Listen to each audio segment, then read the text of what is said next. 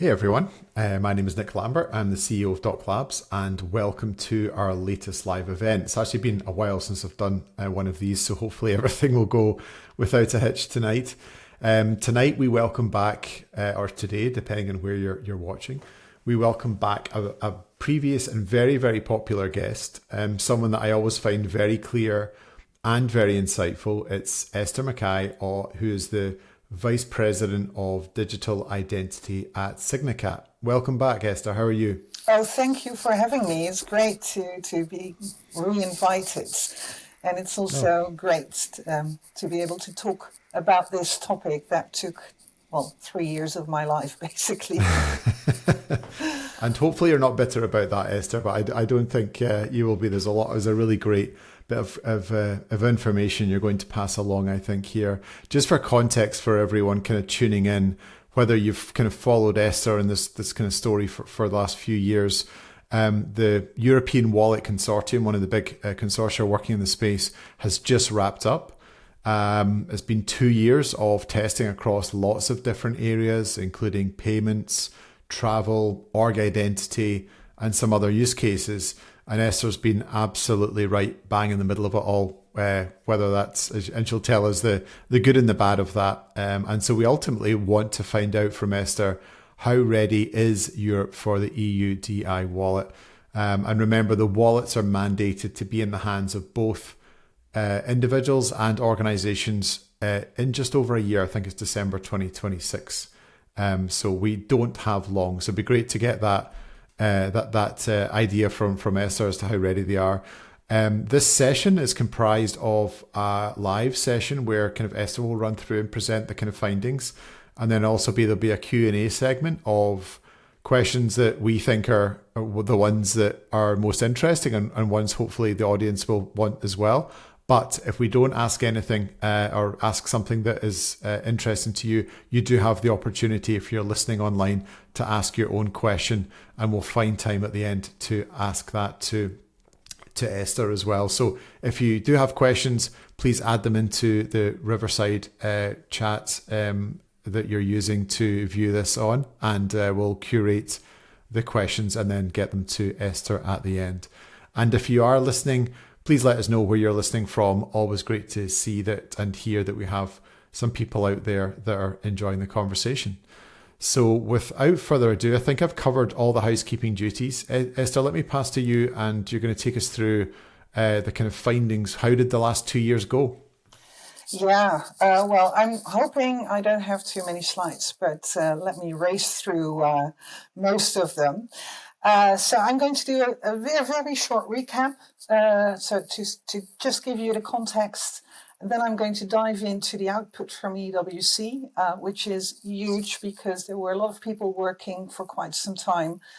So I'm just covering the highlights, and then I'm going to take you around to show you where I think we're currently at.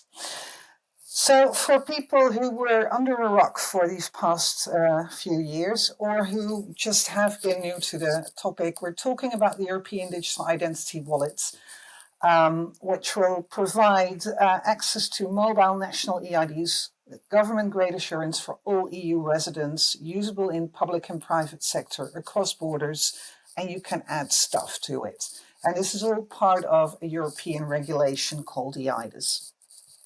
As I showed you the previous time, it will be a mobile app, probably, that has been filled with national core identity attributes, and then you can add all sorts of data called attestations to it. This is being depicted in the wallet ecosystem with lots of roles and lots of actors in there. It's very complicated because all of these roles are fulfilled by multiple organizations. And the reason why I'm doing this or working on this is because Signicat will have a role in many of them. So how does this work, this complicated ecosystem and getting going in Europe? Well, first of all, there's a legislation, eIDAS, which is common law in all the member states. Then there are technical and operational specifications in the architecture reference framework. We're currently in version 2.6. And a reference implementation wallet, which is available down as open source libraries. And then there's a demonstration, which are the large-scale pilots funded by the Commission, and there's total 6 of them. Timelines. So EIDAS, the amended version, came into force in May 2024. And ever since, we've seen 24 implementing acts, so that's regulations published more on the specifics on how to do it. And there's 19 draft implementing acts. There's some more coming. Last month, the current large-scale pilots wrapped up and the new ones kicked off. And this is where we are today. So if we're looking at the next year, 2026, then we'll see a finalization of the standard. So they're aiming for a freeze of the architecture reference framework. There's a few more implementing acts expected. And of course, we'll see an update of the first published batch that was published in November last year. Then the real deadline is December 2026, when all the member states must provide at least one wallet and identity into that, and the extended economic area, so Norway, Liechtenstein, and Iceland will get an additional year to work on this. And what's really interesting is that in July of 2027, AMLR is coming into force, which is a regulation on anti-money laundering, which will be harmonized across Europe and references EIDAS for identity verification, both the existing notified EIDs, the trust services, and the new wallets. And then in December 2027, all regulated industries must accept the wallets for strong customer authentication. So my question to the customers that I'm meeting is literally, how agile is your roadmap? Because if it's anywhere between 12 and 18 months, you need to get this worked into it. Okay, I talked about large-scale pilots. The first round consisted of 4 large-scale pilots, 2 of which Signicat participated in. So the European Identity Wallet Consortium, which I'm going to discuss the output of today, focused on travel, payments, organizational identity, and had a large number of private sector participants.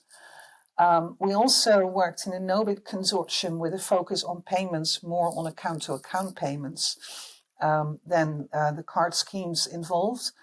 That was the smallest one. And then another big one was the Potential Consortium, where most of the EU governments participated. And they focus on many different use cases. And last but not least, DC4EU, with a strong engagement from the educational sector and social mobility. And they also focused on alternative technologies and approaches. All of these have wrapped up, published their deliverables as far as they're public, and the Commission will also publish a lot of their output. And I'm giving you the links a bit later on in the slides, and the slides will be shared so you can dig around for yourselves. Last time I told you that if you want to do this MVP, where you want to build a car, you don't start with a couple of wheels and then add in some headlights and a motor engine, because the customer won't be happy. You start with something that moves, and then you move up to a moped and a scooter, and then you get to the car. And I also explained that the problem was that what's being communicated is not that car, but it's actually public high-speed bullet train transport. And that where we were at that time was this little push cart. Now, I can luckily tell you that where the first round of LSPs ends, in my opinion, is this moped. It's, you don't have to pedal. It's powered. You can move around. You can take stuff with you, not too much, but it works. But it's really still a big gap because all of the scalability issues that remain yet unresolved. So that's my biggest concern. And I'll dive into that a bit later on. But this is where we're at now. And let's hope that over the next year, but especially in the new rounds of large-scale pilots, we can get a bit beyond the moped. So please meet EWC. This was a picture taken at our last General Assembly. Bear in mind that not everyone was present, and that most of these people you see here, they have a team of at least 3 to 15 people behind them. So that's the amount of people working on this for 2 years. And so what I'm presenting is not my work, it's all of their work, basically. I'm going to start off with discussing the use cases, because I know most of you probably will be interested in those. And like I said, we worked on payments, which are important because they can provide high frequency usage, meaning wallets will be used more often than once a month or once a week, but hopefully even on a daily basis.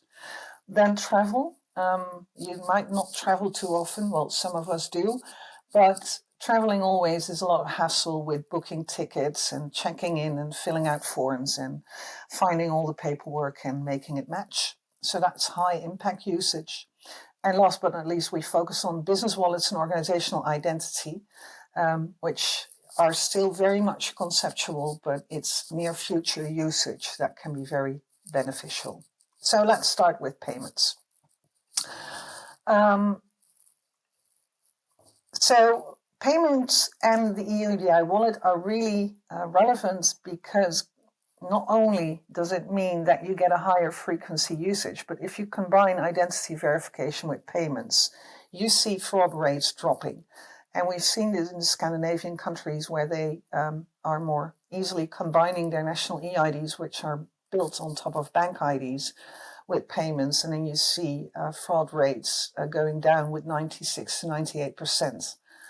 However, right now the technology cannot support the EUDI Wallet technology, a seamless user experience yet. And we're also concerned because liability is insufficiently addressed in EIDs in the legislation. And of course, when you talk payments, you talk liability. I can confirm, though, that payments with the EUDI wallet are possible. We've proven this in 2 consortia, both in-store and online. It's compliant with PSD2, can be card or account-to-account. Combining payments and attestations is really interesting. Think about, getting a receipt back or getting whatever you paid for back as an attestation in the wallet. And right now, it's based on QR codes and deep link and maybe NFC in the future. And of course, there's this whole debate on the digital euro to come, but that's still to be discussed very much. The scope of the payments use cases in EWC were card and account payments. And basically, the card payments were at the core, because if you're talking about travel use cases, then, try to book an airline ticket without your credit cards. I dare you. And we looked at 2 core concepts. So the payment authentication, using the wallet as an alternative strong customer authentication method for online payments, and payment initiation. So actually using the wallet as a payment wallet, holding payment credentials. And the first one was very much about satisfying regulatory obligations.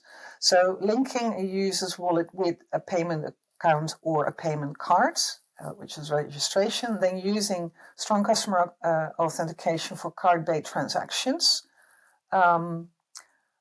using it for account-based transactions, and these are different because the wallet must be invoked by different actors. And last but not least, adding identity attributes to a payment transaction, that was also in scope. And for payment initiation, this goes beyond strong customer authentications, but this will have a lot of opportunities both in-store and online. So wallets provisioning card and account tokens, so tokenization of cards, which is basically what also happens if you use Apple or Google Pay. In-store NFC card payments, so tap and go kind of transactions. Pushing the card or the account token payload to an online merchant for payment processing, and adding, again, identity attributes to a payment transaction. This is what the payments use cases covers. And they piloted both ones, and I'm only talking about the ones they did in production here. So these were actual payments, actual productions, which is why the numbers are quite low. The banklet flow is the user pays by card as usual, but authenticates with the wallets. And we did 49 payments in production there.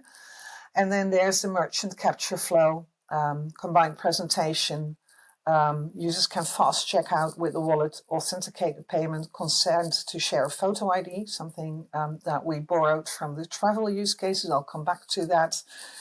And the fast ferry loyalty card at the station. This was used to actually buy the ferry ticket that we demonstrated in March already. And the good thing is that after the payment was completed, then the receipt and the boarding pass, in this case the embarkation ticket to the ferry, are issued into the wallets. And there were 12 payments in production done here, which is quite interesting because you need real banks and real money flows to do that. Even though it was a small group, we found some interesting results. So a small majority preferred the wallet experience over traditional banking authentication.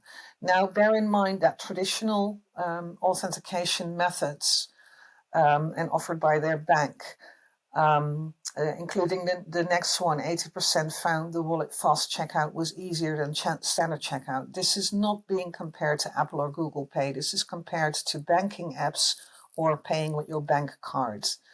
We also got some feedback that the users wanted to know, wanted to see clearer benefits. So why should I, use one if I can also do it with the other? And also more reassurance on data protection, which is something that was noted in user adoption research all across EWC, is that the information on trust and assurance was lacking a bit. And also they of course wanted everything to be easier, faster, fancier, and mobile flows. But what I really find interesting is that the people working on this, and they're continuing to work on this in the payment task force and also in the new large-scale pilots, have a clear long-term vision. And it might be a bit hard to read, but find the slide if you're looking for it. And if you find some of the videos online, this will probably be in one of them. So they have this idea and they're showcasing it with a car rental company, where you go to the car rental company, you pick whatever car, in this case, of course, a Mercedes-Benz you want to hire.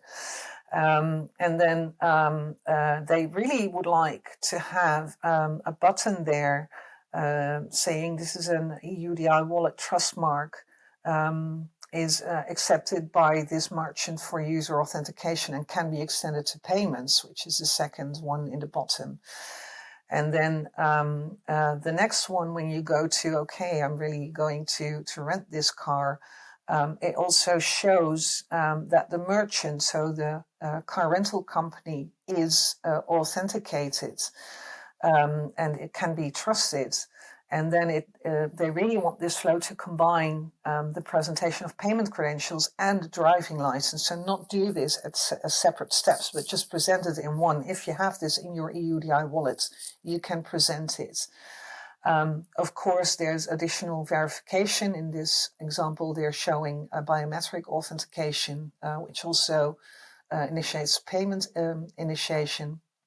And then it all wraps up in, your booking of this car has been confirmed and paid for.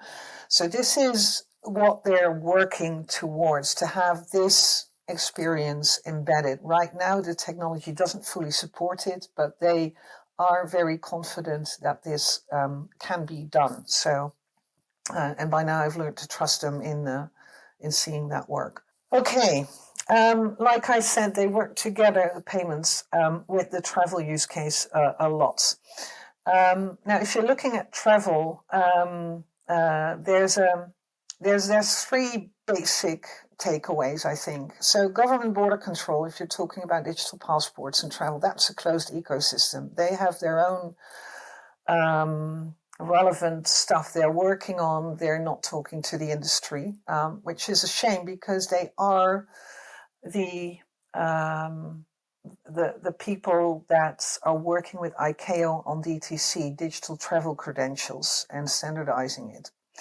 And digital travel credentials, well, specifically a photo identification, a photo ID, biometric photo matching your passport, is something that all regulated industry would like to use.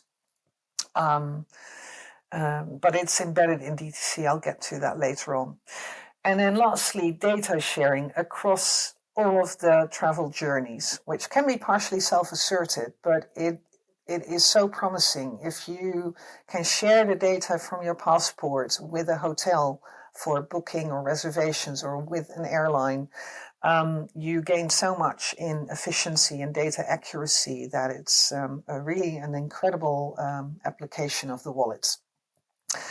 However, travel per definition is global, and it encompasses a huge set of use cases. So there's many different services, not just airlines, but hotels, ferries, car rental, border control, luggage handling, you name it.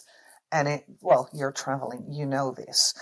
And there's many different actors that need to come together to provide, this real seamless passenger experience where a passenger benefits from using their wallet. So that also means that the wallet needs to be integrated into all these existing systems.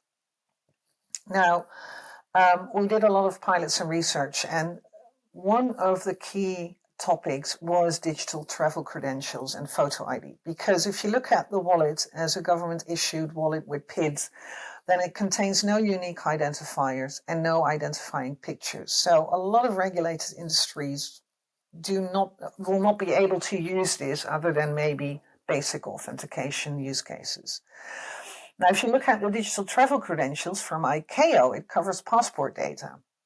However, the Type 1, which is currently standardized and in use, does not support selective disclosure. So it's not compliant with GDPR, and it's unfit for regulated markets. And the Type 2 specifications are not yet available, and it's really uncertain when they will become available and if they will support selective disclosure. And one of the reasons for this is that ICAO gets its mandate from border control, and border control is only interested in full passport, not in the details.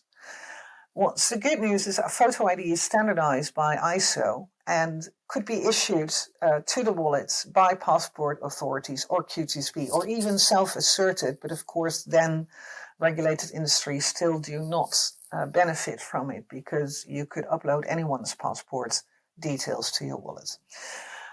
So we're really telling everyone, especially governments, that it would be a really, really good idea to have photo ID issued to the wallet, preferably by passport authorities, because they could do it, for free. And QCSPs could also do it, but they're commercial actors and they need to be able to make money. So what did we pilot? Well, we pilot self-service check-in at airlines with booking. We piloted automation of passenger information with biometric enrollment options off airports, so that if you do this enrollment, then once you walk through the airport, you don't need to have your boarding pass ready at every opportunity. We also did passenger flow facilitation. I'm sorry, I think what I just said then was this one, the airline check-in flow. We piloted the ferries, booking, payments, and embarkation with a focus on booking time, but also customer experience and fraud, because you could buy a ticket, but you can then hand it easily over to someone else, or buy it with a discount and then let it be used by someone else in the current situation quite easily. We did at a venue, in this case Buddha Castle, where we did zero knowledge proof age verification, allowing for discounted fees. So if you're under 15 or over 65, you get a discount, or if you're a student, you get a discount on entry. And something that went well beyond the wrapping up of EWC was hotel check-in in Benidorm, in this case.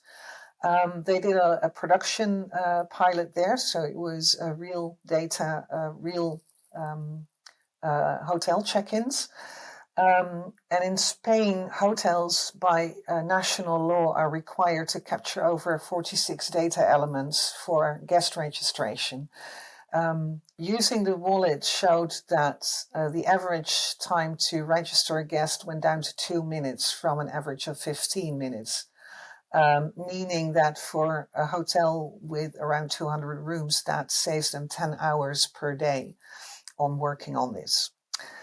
Organizational wallets. Sorry, I'm going through this there's pages and pages of information on every topic, and I'll get you the links if you want to know more. But let's move on. So organizational wallets and organizational identity are really interesting because business to business, but also business to government is huge. There's multiple use cases and they all involve data access and data sharing. It's not so much about identification or authentication. It's about sharing reliable data. And also adoption of business wallets could be much faster than individual wallets because organizations do not have these privacy concerns that natural persons do. They even could drive adoption of natural person wallets because once you have a business wallet, you also want to work with all the people working for you, your employees, and that would be done really well if they have natural person wallets. But organizational identity is very complicated because a legal entity is, well, I'll get to that on the next slide. And not in the last part, a business wallet is something completely different from a natural person wallet. They have very different requirements and they're totally different things apart from both being called wallets. What we did in EWC is we gave a legal person wallet definition. It's not mobile, probably because an organization doesn't have a mobile device. It will be cloud-based, shared or on-premise. A business wallet typically has all the roles of holder, issuer, and verifier, can do all these functionalities in one. And it needs semi-automated exchange of attestations, integration with other business systems, both internally and externally. And for these reasons, the Commission is releasing separate legislation on business wallets. It's expected next week. We're all hoping it will be based on the work done in EWC, but we'll have to see. The only thing I know about it is that it contains 30 articles, so let's wait another week.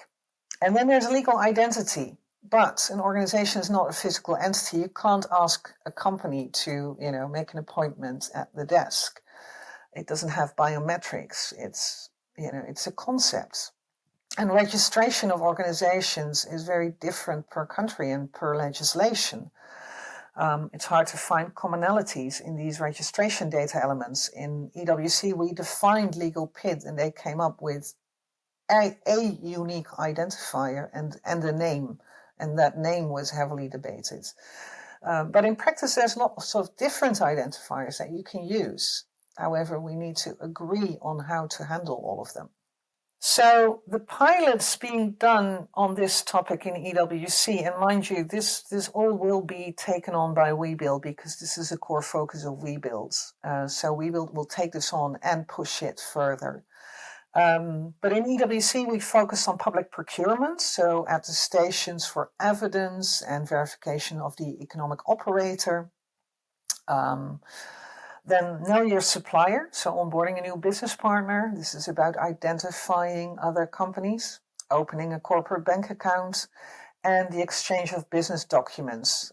We looked at the PEPL network and verifiable eReceipts, creating company branches, and how this would work in company authorized business travel.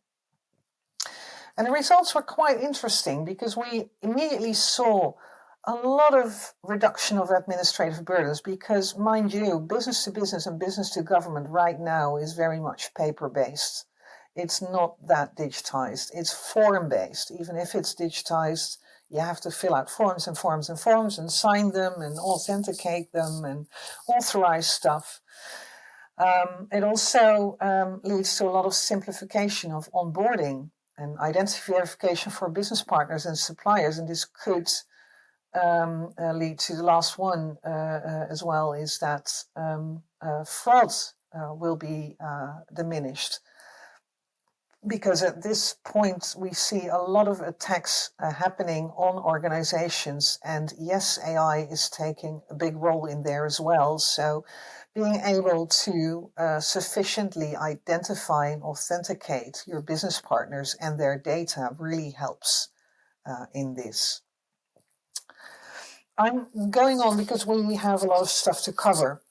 We also did a lot of technical stuff and functional stuff, apart from the use cases, which are literally small bits and pieces in the use cases. So interoperability, I'm going to be very brief about this because there's, again, pages and pages on this, but full core interoperability is achievable. We demonstrated this. We also did cross LSP testing. And the only trick is that requirements and specifications must stabilize, but you also need to have a very clear agreement on exactly what specifications you're using. So you can't just say, I'm using OpenID for VCI draft 23 or whatever. You really have to be very precise at all the elements described in there, which ones you are using, which flows you are using, which data definitions, which metadata, that must be really specific, but then it works. So in the cross LSP testing, I think it took more work to agree on the specifications than to run the tests, because once we agreed on the specifications, all the testing was done in one afternoon. And it worked. So to support this, there's also the need for a continuously available testing environment that is allowing for conformance testing against the specifications that you agreed on. And one of the things that we didn't get around to test is the trust infrastructure and the scalability of it. So that to us remains an open question whether that also will scale. I'll get back to the trust infrastructure in 2 slides.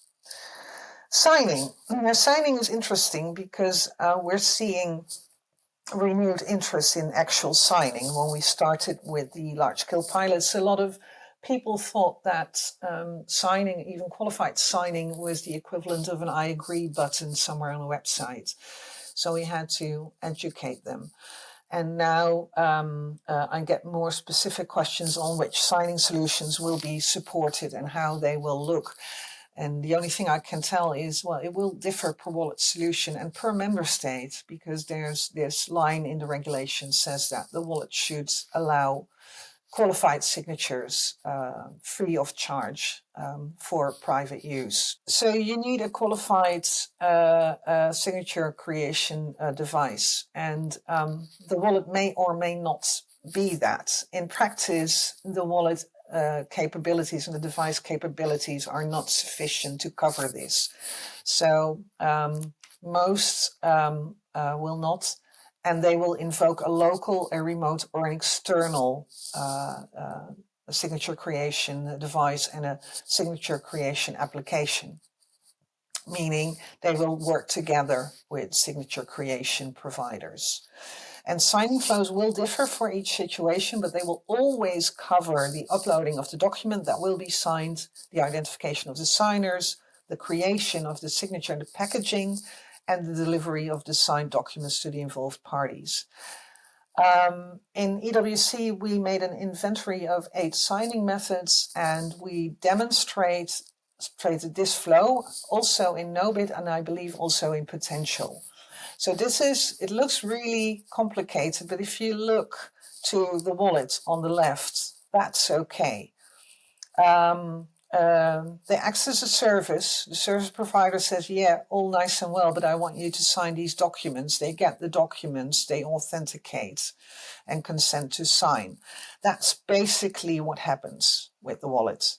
Everything else is a bit more complicated. In this case, it's certificate-based signing, can be short or long-term certificates, and that needs to be resolved. But there's a lot of different flows, a lot of different capabilities that we want to implement. And one of the interesting things, of course, is right now signing is based on creating a signature based on the identity of the wallet holder. But the wallet will also allow for other information that is present in the attestations in the wallet to be included in that signature. So it's not just you and your identity that can sign, but it could also encompass the attestation that you're allowed to act on behalf of an organization, or that you're actually allowed to put your signature under a specific amount of purchase. Okay, trust infrastructure. Yes. So the EUDI's trust infrastructure is based on the list of trusted lists, which is an aggregation of the national trust lists, national registries for relying parties, and there's various certificates and attestations involved, like the relying party wallet access certificate and the wallet unit attestation. We wrote a white paper in EWC because we noticed some really relevant challenges. First and foremost, scalability, because this trust infrastructure is inherited from EIDAS 1, and it's not optimized for the wallets. There's so many new actors coming into play that need to be registered on those trust lists that even if you look at the amount of work involved in registering and updating and keeping everything up to date in the lists of trusted lists can be really cumbersome. And also, I don't know if you guys notice it, but the list of trusted lists every now and then is unavailable, and sometimes for hours on end. But no one hardly notices at this point, where in the future, that means that all transactions stop if that list is not available. So there's a lot of loading on top of it, and we're a bit concerned that it might not be able to handle it. And then, like I said, travel doesn't stop at European member states. It goes global. But also, if you look at payments or business to business, that that doesn't stop at the boundaries of Europe. And it also doesn't stop within the concerns of EIDAS. Travel has ICAO and IATA and all sorts of other authorities to deal with. They don't care about EIDAS, but they do have information that needs to be embedded in those transactions. And so how to anchor all these other party trust infrastructures into your transactions, so you not only check for the EIDAS trust, but also for the trust on, is this really a bank? And are they allowed to offer these services? And can they ask for this information? That needs to be in there. And last but not least, business wallets have really different trust infrastructural needs, because they're not just a wallet instance, they're not just an issuer or a relying party, and they also have different trust mechanisms and all sorts of checks and balances they want to do. So we wrote a white paper saying, we think this needs to be handled differently, and we also provided some options on how to do that. Okay, and like we didn't have enough work, we also looked into governance, business models, and adoption. The EIDAS ecosystem, it cannot cover all the use cases, because most use cases have other authorities, other participants, other types of transactions embedded. And private sector use cases expand beyond the scope, both geographically and regulatory. So what we concluded is that we need specific subsystem governance frameworks. So maybe you need a payments framework, payment governance framework. That's more specific than the EIDAS, adhering to the EIDAS governance, but having additional rules for payments, and the same for travel. And then, if you buy a ferry ticket, you have to mash them up again. And another thing is that most of the people working in these industries already have different regulations to adhere to. And even within Europe, if you look at DORA, Digital Services Act, Digital Market Act, NIS2, you name them, they overlap.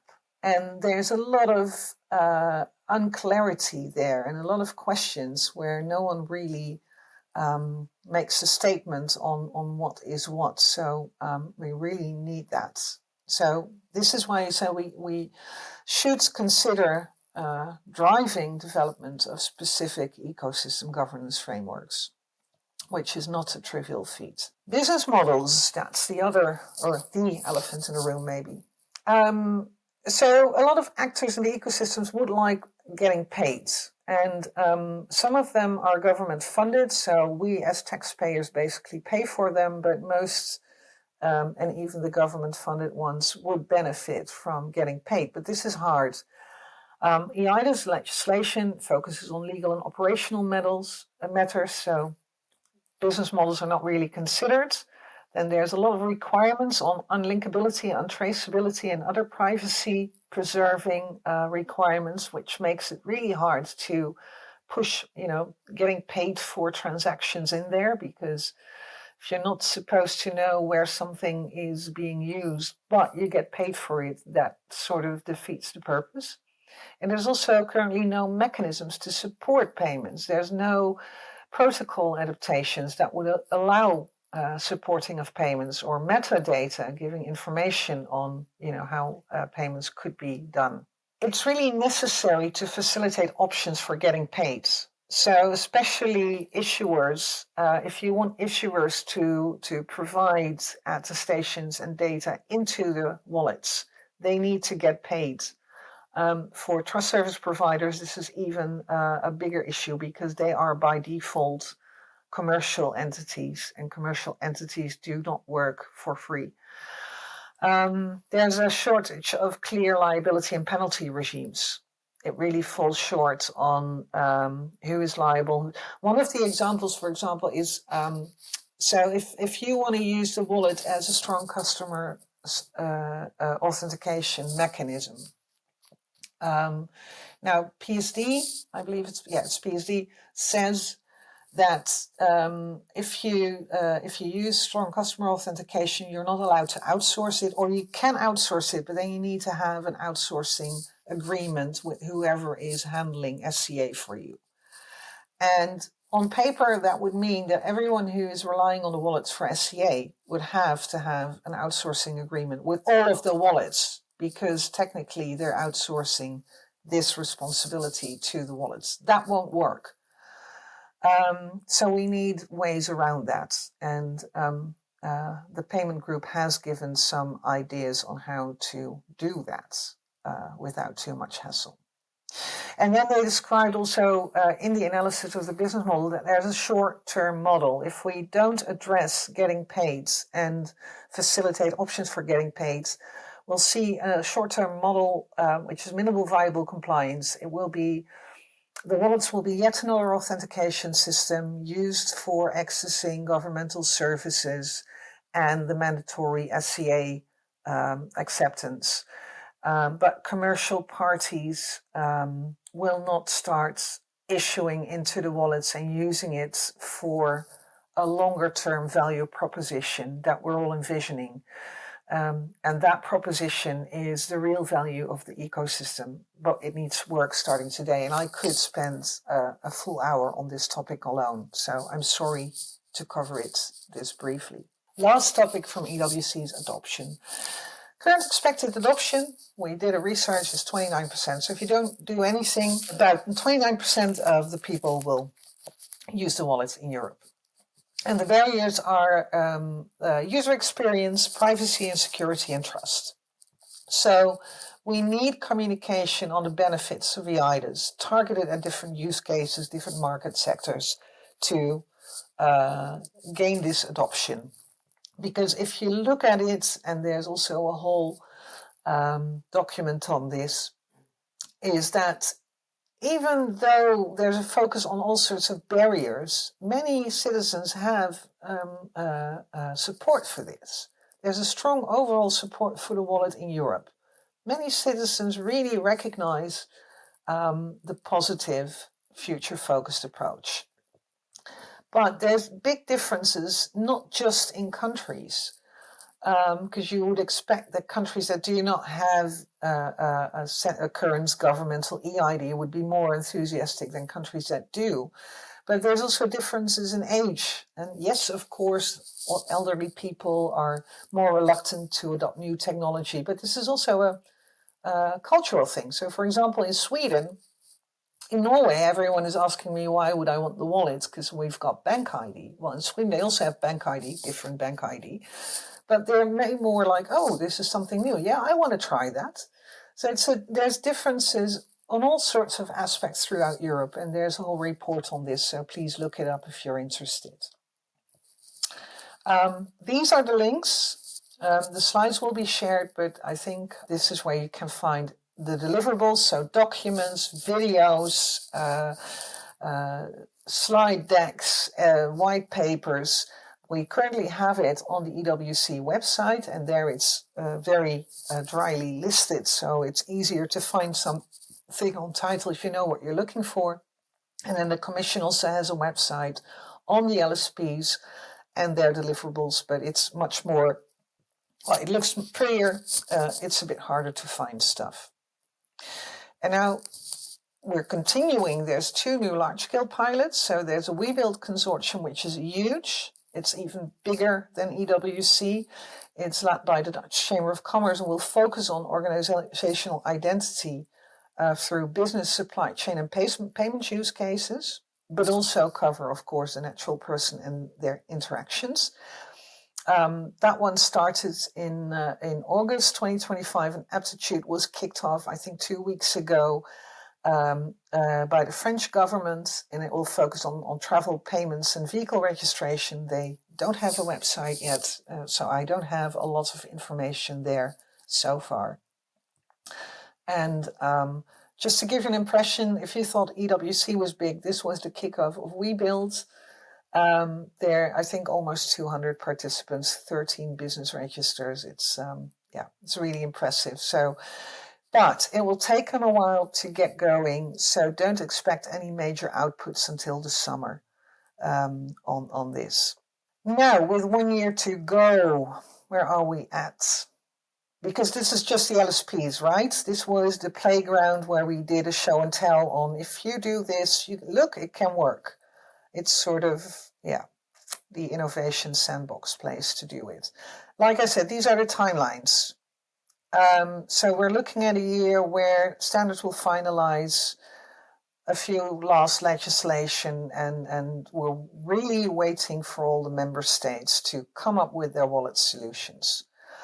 This is a slide from Digit. It's a presentation they gave at ENISA, and they said that notification of PIP providers should have already happened, and we are now in a quarter where notification of the list of registrars and registries and mobile driving license providers should be happening. And so my question is, apparently we're running over time already, and it only says, notification of all this stuff that still needs to happen, but it doesn't show all the work that comes before you can notify your list of registrars and registers. I don't think my country already has one. Doesn't know which company or which organization is going to do that. So I'm really concerned here. And last time there's quite a bit of confusion still. Well, there's less confusion, but still more than enough. So question number 1, how many of those wallets will there be?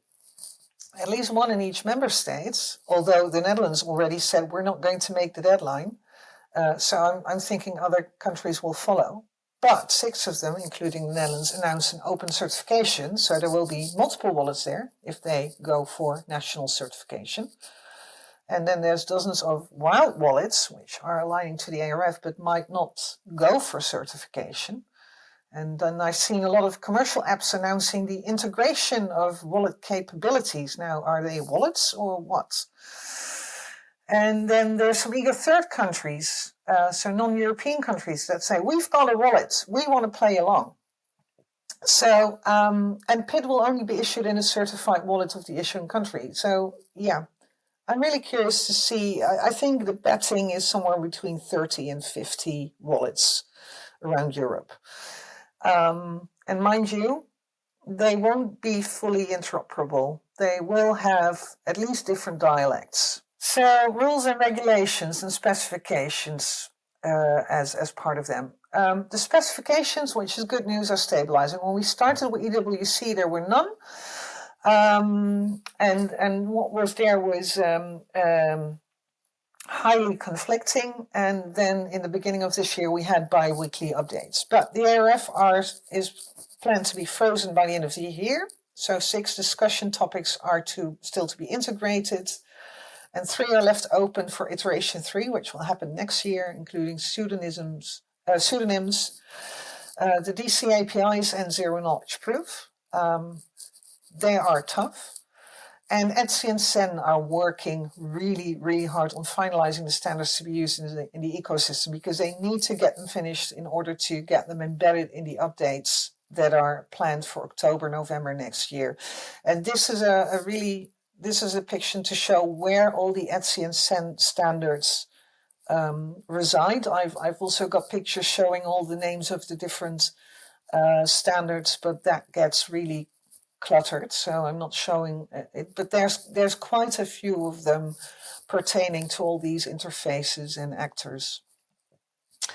Legislation. Well, legislation is exploding. So next to the core legislation, EIS currently covers 26 implementing regulations, 19 draft ones, 5 implementing decisions, and some of them are to be updated by the end of 2026. Really hard to find your way around.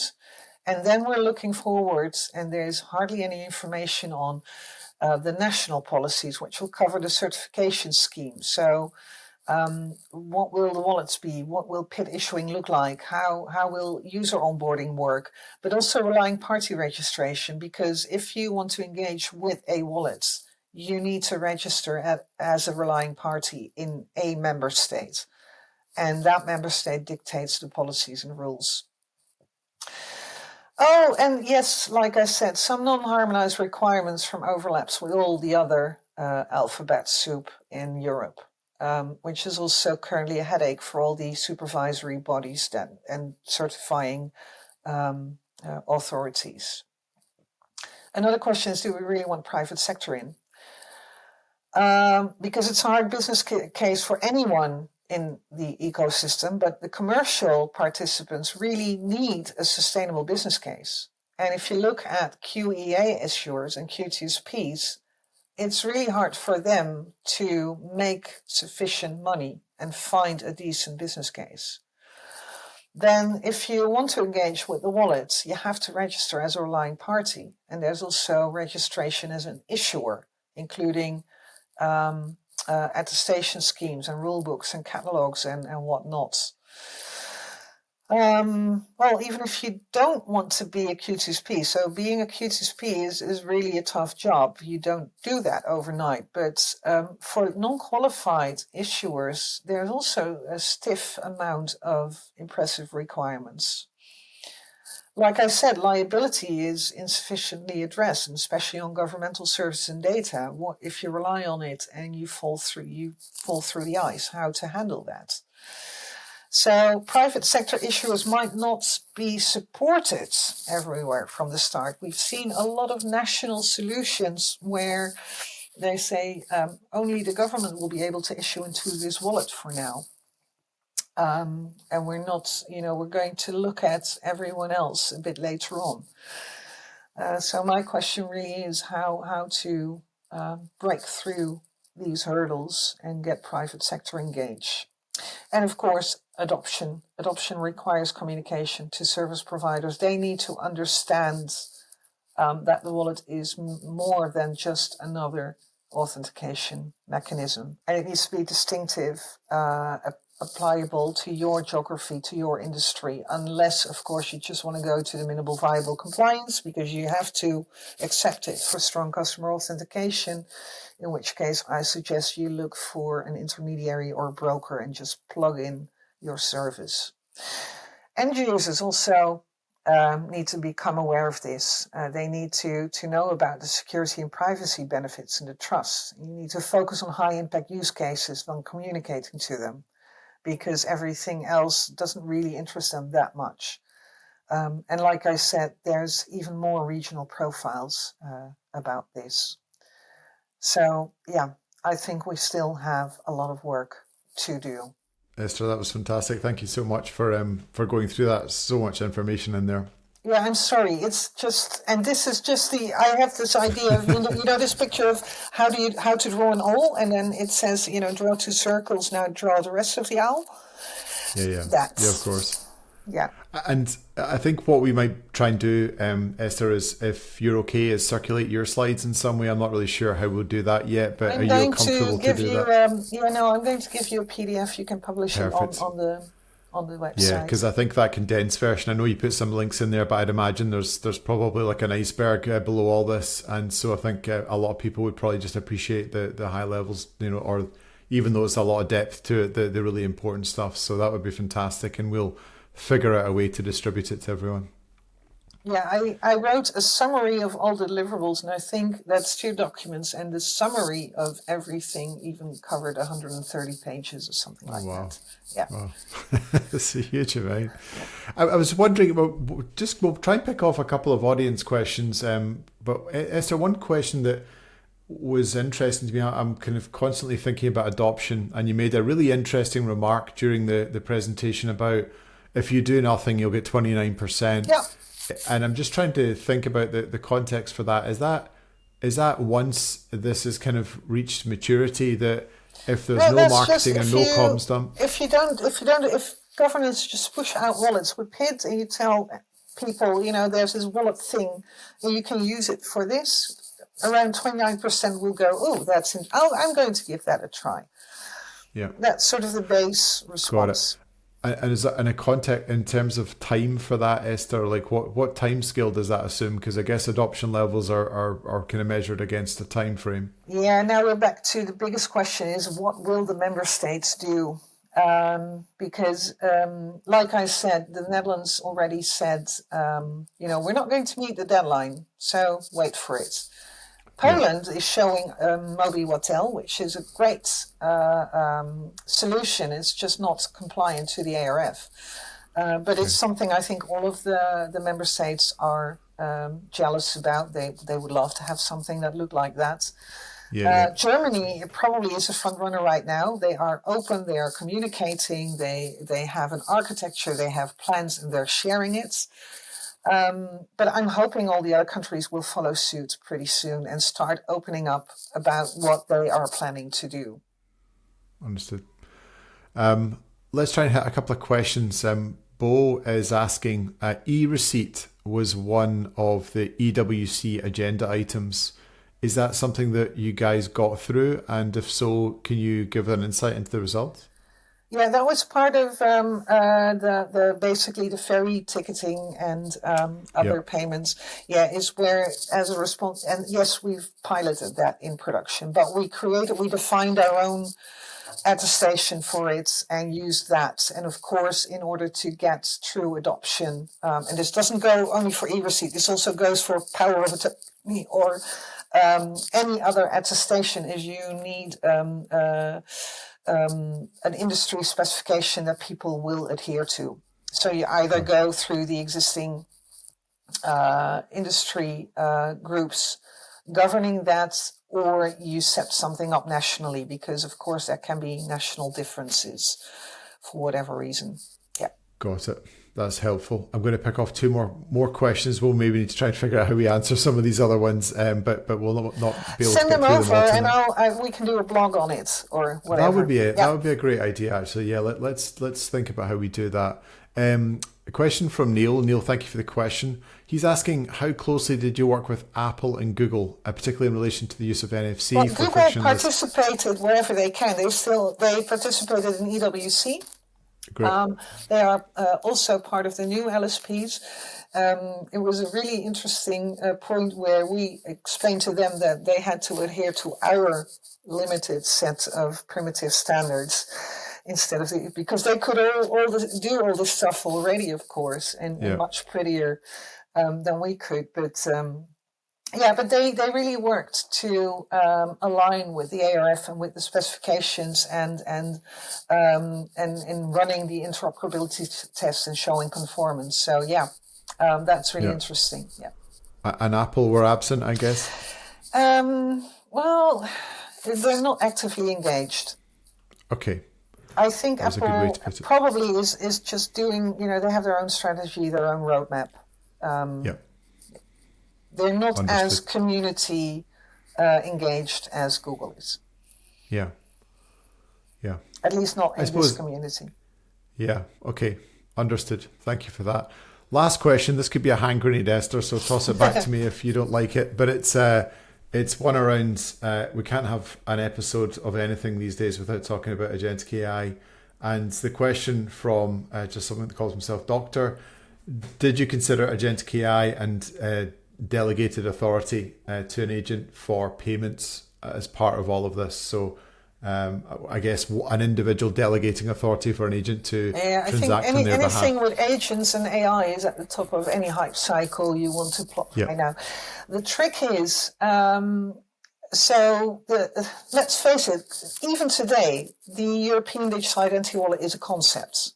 I mean, there's wallets and there's people who say they're aligned to the ARF, but it's not completely out there. It's not...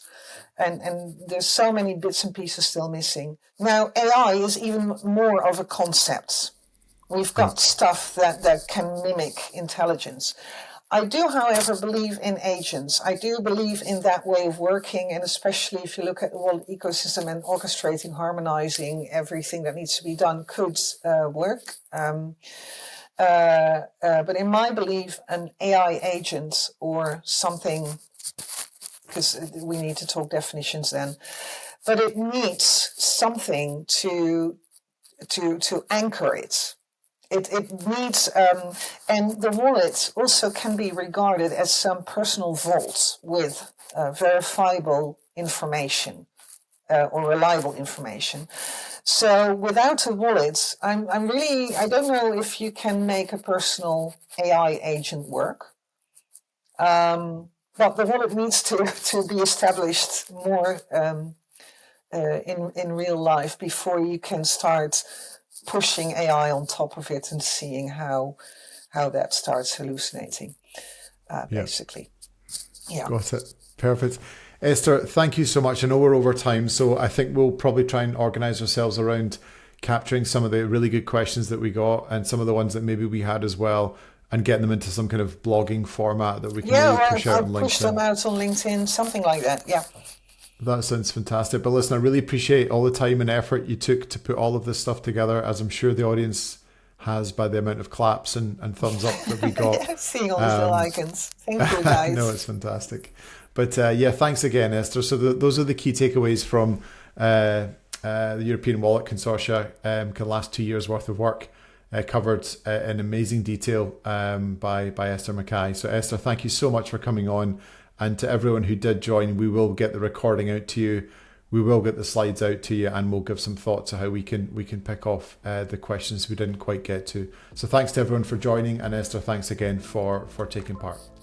You're welcome. It was a pleasure. Thank you for having me. Bye. Thank you.